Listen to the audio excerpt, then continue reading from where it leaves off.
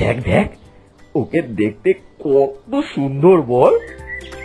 হবে নাই বা কেন, ওর যে অত সুন্দর ডানা আছে। হ্যাঁ হ্যাঁ, ওই জন্যই তো ওর মাটিতে পা পড়ে না। সত্যি সত্যি আমারও তো ডানা আছে, কিন্তু কপাল গো কপাল, ওরম সুন্দর ডানা আর হলো কই।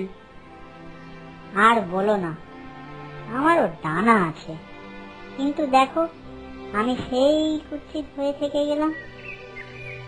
কি ব্যাপার বন্ধুরা, আমাকে দেখে কি বলছো গো? না মানে ওই আর কি, তোমাকে মানে ওই যে খুব সুন্দর দেখতে তো, তাই।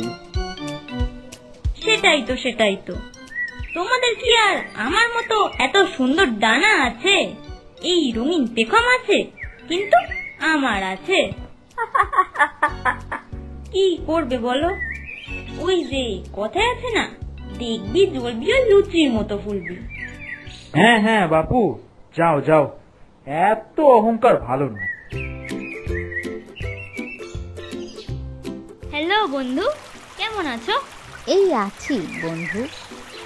আচ্ছা বন্ধু, তুমি আমার পেখমটা দেখেছো? কত রঙিন বলো? হ্যাঁ সত্যি। কিন্তু দেখো, তোমার তো ডানা আছে, আর সেগুলির কোনো রঙই নেই। তাহলে এবার তো বলো, আমি তোমার থেকে দেখতে সুন্দর, দেখতে আমাকে রানীর মতো।